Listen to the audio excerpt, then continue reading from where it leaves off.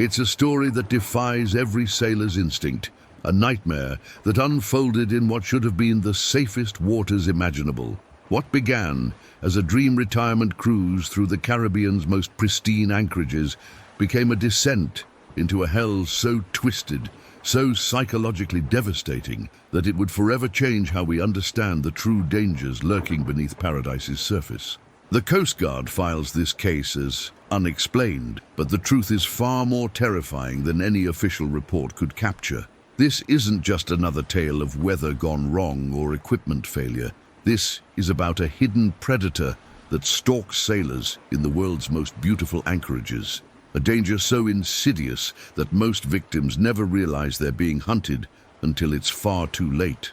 In this story, we're going to dissect every horrifying detail of what happened to Captain Robert and Margaret Thornfield during their final voyage aboard their beloved 47-foot catamaran, Serenity's Dream. We'll examine their meticulously kept logbook, analyze the disturbing radio transmissions that were never meant to be heard, and reveal the chilling secret that transformed their floating paradise into a floating tomb. What you're about to discover will make you question everything you thought you knew about safe anchorages, and it's a lesson that every sailor, from weekend warriors to blue water veterans, needs to understand before they drop anchor in waters that seem too perfect to be real. This is a story that could happen to any of us who've ever been seduced by the promise of untouched tropical waters and pristine coral beaches. The Thornfields weren't reckless adventurers or unprepared novices. They were experienced sailors who did everything right, followed every safety protocol, and yet fell victim to something that no maritime safety course could have prepared them for. Captain Robert Thornfield, at 62, was the kind of sailor other sailors looked up to. A retired naval officer with 35 years of service, he'd navigated destroyers through some of the world's most challenging waters. His logbooks read like maritime textbooks, precise, methodical, never missing a detail about weather patterns, equipment checks, or navigation waypoints. Margaret, his wife of 38 years, was a former marine biologist whose passion for ocean conservation had led her to spend decades studying coral reef ecosystems throughout the Pacific and Atlantic. Together, they represented the gold standard of prepared, knowledgeable cruising sailors. For 15 years, they had dreamed of the perfect retirement cruise. The photo of a sleek catamaran had been pinned to their refrigerator since 2008, surrounded by charts of the Caribbean's most remote anchorages.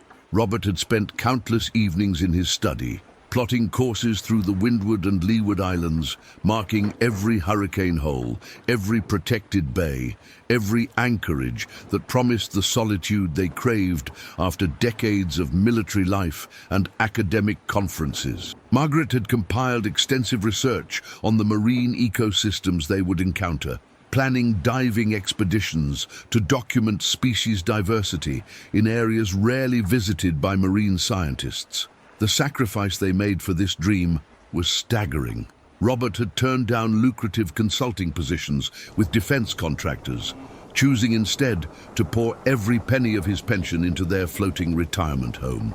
Margaret had walked away from a tenured position at the University of California, abandoning research projects that had defined her career for 2 decades. They sold their house in San Diego, their car, even Margaret's collection of rare marine biology texts, everything liquidated to fund what they called their final adventure. Their catamaran, christened Serenity's Dream, was a masterpiece of preparation and redundancy. Robert had spent 2 full years retrofitting every system aboard the vessel. Dual GPS units with paper chart backups, 2 separate weather routing systems, emergency beacon technology that could transmit their position even if the boat was completely submerged. The electrical system featured 3 independent charging sources, solar panels, wind generators, and a diesel generator with enough fuel capacity for 2 weeks of continuous operation. Water makers? Water purification tablets, emergency water storage. They had calculated every possible scenario and prepared accordingly. The safety equipment inventory read like a Coast Guard inspection checklist. Life rafts rated for extended ocean survival. EPIRBs with GPS integration. Handheld VHF radios in waterproof cases.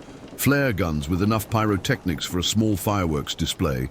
And medical supplies that included everything from seasickness medication to emergency surgery instruments. Margaret had even completed a wilderness first aid course specifically designed for remote sailing situations. Their first 18 months aboard Serenity's Dream exceeded every expectation they'd harbored during those 15 years of planning. The Atlantic crossing from Charleston to Antigua was flawless.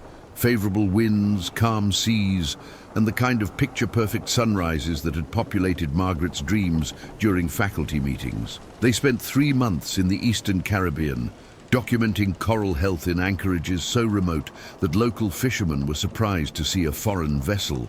Robert's logbook entries from this period read like love letters to the sea. Margaret spotted a hawksbill turtle nesting on the beach at dawn. The water here is so clear you can see the anchor chain at 35 feet. Weather remains stable, barometer at 30.15 and steady. The Windward Islands welcomed them with trade winds so consistent that Robert began to believe the weather routing software was unnecessary. Martinique, St. Lucia, St. Vincent, each island offered new anchorages to explore, new diving sites for Margaret's research, new evidence that their retirement dream was unfolding exactly as planned. Local sailors they met in harbors spoke with envy about their freedom, their preparation, their obvious expertise in handling the catamaran through challenging anchorages. But it was Margaret who first noticed something subtly wrong, though she couldn't articulate exactly what disturbed her. In her journal, discovered months later by investigators, she wrote, "There's something about these perfect anchorages that feels almost too perfect. The water is always exactly the right temperature, the wind always seems to die at sunset, and we never see other boats even in areas the charts mark as popular. Robert says I'm being paranoid, but my scientific training has taught me to pay attention when patterns seem too convenient." The Thornfield's final anchorage was discovered through a recommendation from another cruising couple they'd met in Bequia. Tom and Sarah Mackenzie, sailing aboard a 45-foot sloop called Wanderlust, had spent 6 months exploring the more remote islands of the Grenadines. Over rum punches at a beachside bar, Tom described an anchorage that sounded like paradise itself, a perfectly circular bay surrounded by untouched coral reefs with a white sand beach that had never seen a footprint, protected from ocean swells by a barrier reef that created a natural lagoon. "It's not on any of the charter boat routes," Tom explained, sketching rough coordinates on a cocktail napkin. "Hell, it's barely on the charts. We discovered it by accident when we were running from a squall line. Spent 2 weeks there and never saw another soul. The snorkeling is incredible. Margaret would love the coral formations. And the fishing." Tom's eyes lit up with the memory. "We caught enough yellowfin to feed a small village." Sarah Mackenzie nodded enthusiastically, adding details that made the anchorage sound even more appealing. "The holding ground is perfect sand, no coral to snag your anchor. There's a freshwater spring on the beach, actual drinking water bubbling right out of the rocks. And the sunsets," she paused, a strange expression crossing her face. "The sunsets are unlike anything we've ever seen. Colors that don't seem natural, you know?"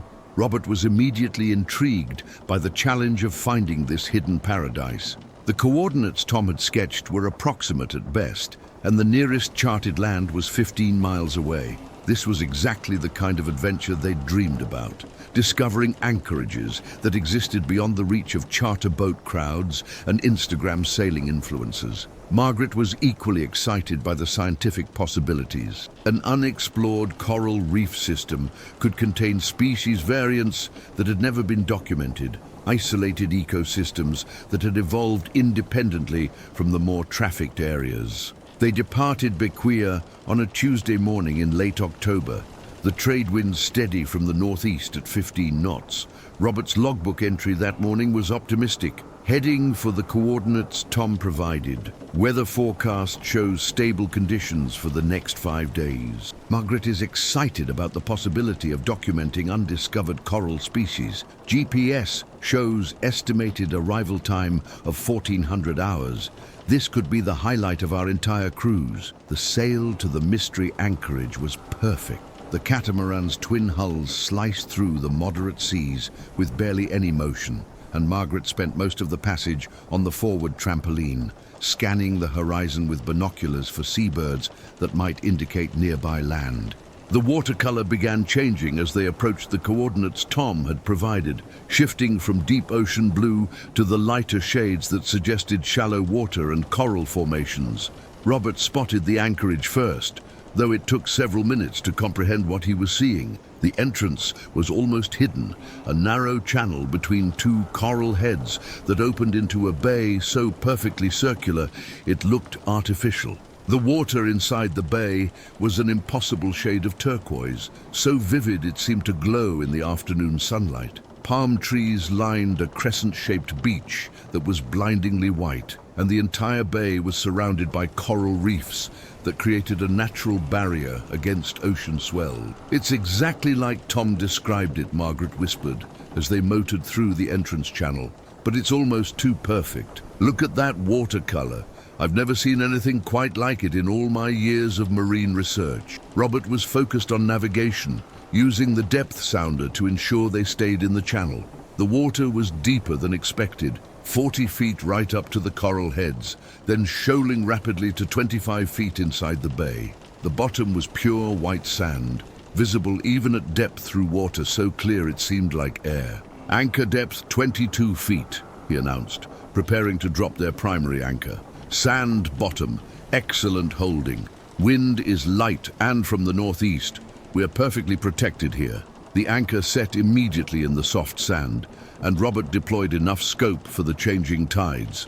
Within minutes, Serenity's dream settled into the rhythm of a secure anchorage. The gentle swing as wind and current found their balance, the subtle creaking of rigging that sailors learned to interpret as the sound of safety. Margaret was already preparing her diving gear, eager to explore the coral formations that surrounded their floating home.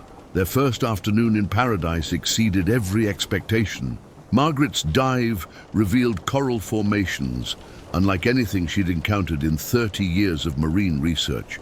Massive brain corals in perfect health, schools of tropical fish in impossible abundance, and water visibility that extended beyond the range of her underwater camera's strobe. She surfaced after an hour underwater, breathless with excitement.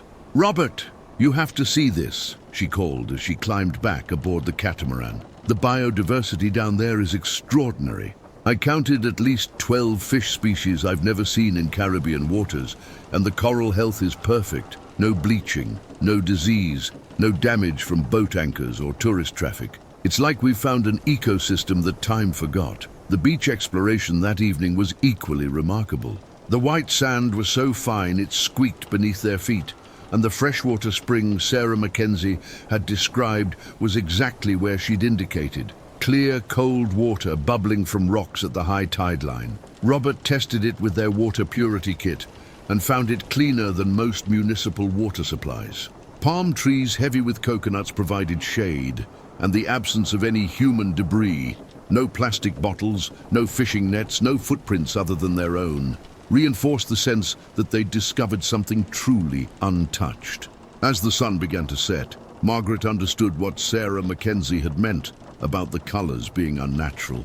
The sky didn't simply turn red and orange, it seemed to pulse with shades of violet and gold that she'd never seen in any sunset before.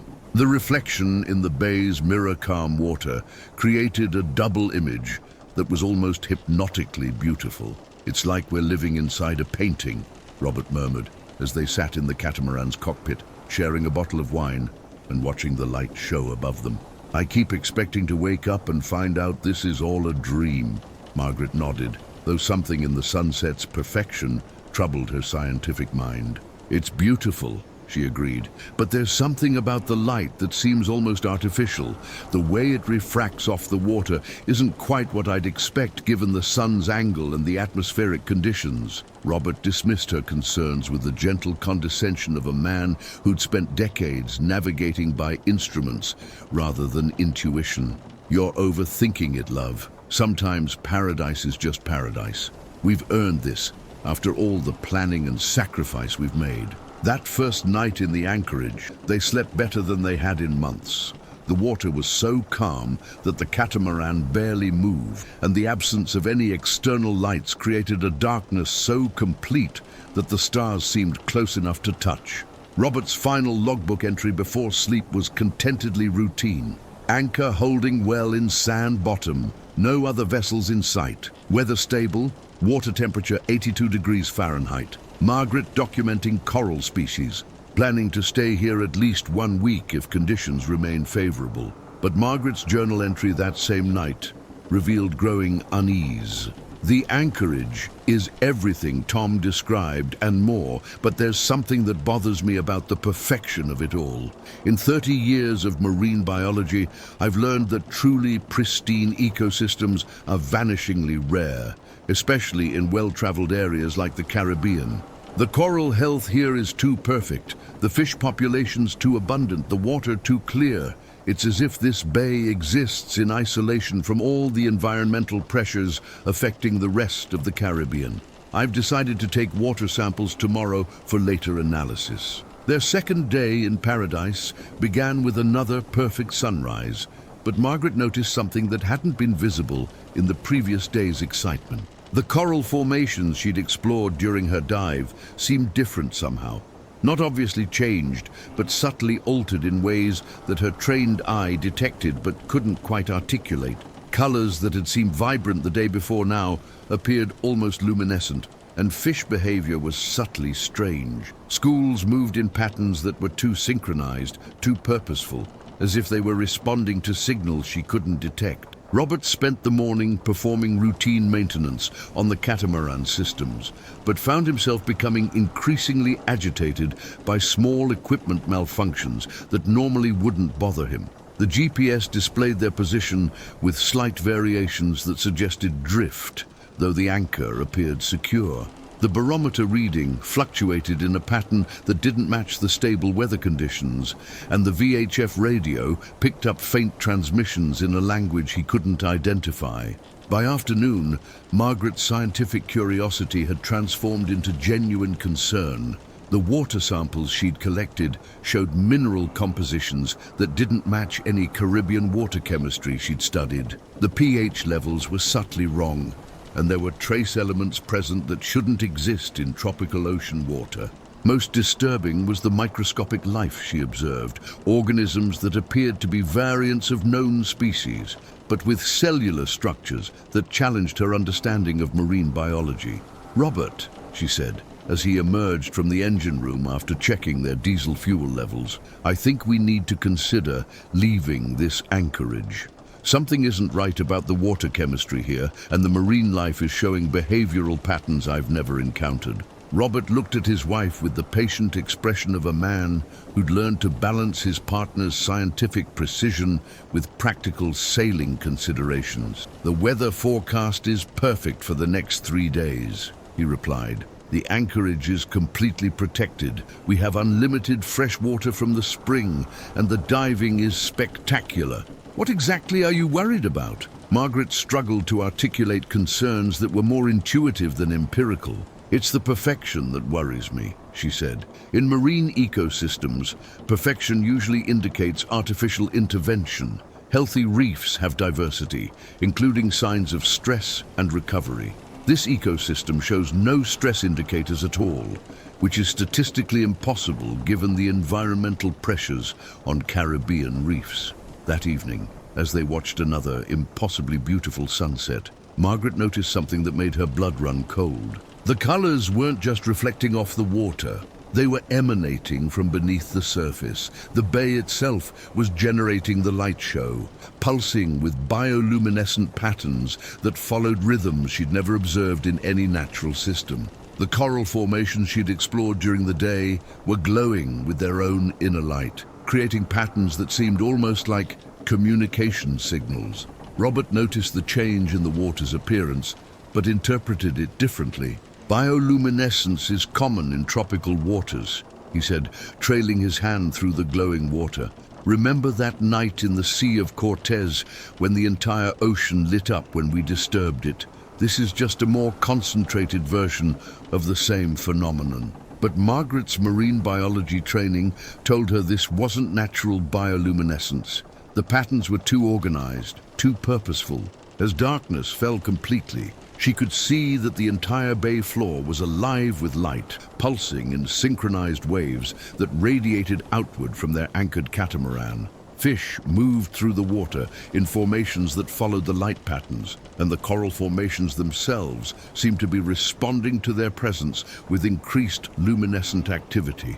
"Robert," she whispered, "I think we need to leave, tonight. Something is responding to us being here, and I don't think it's entirely natural."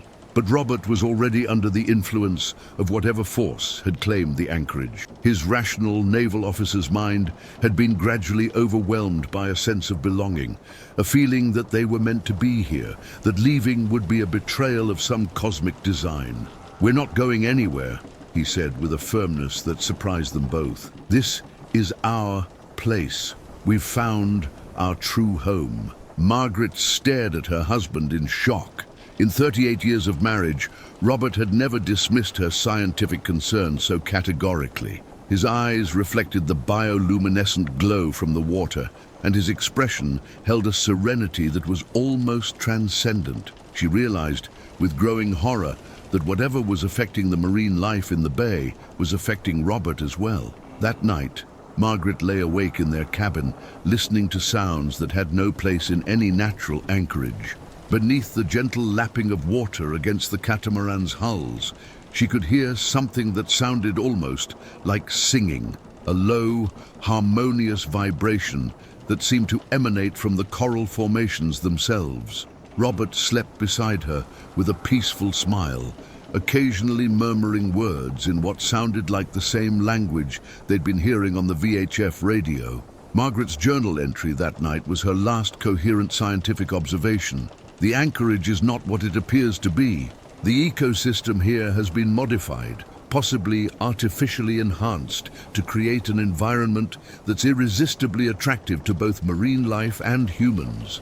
The bioluminescence patterns suggest some form of communication or control system. Robert is showing signs of psychological influence that mirror the behavioral changes I've observed in the fish populations. I'm going to attempt to raise anchor at dawn and leave the anchorage, with or without Robert's cooperation." But dawn never came for Margaret Thornfield. Sometime during the night, she was drawn from the catamaran by sounds and lights that overwhelmed her scientific skepticism.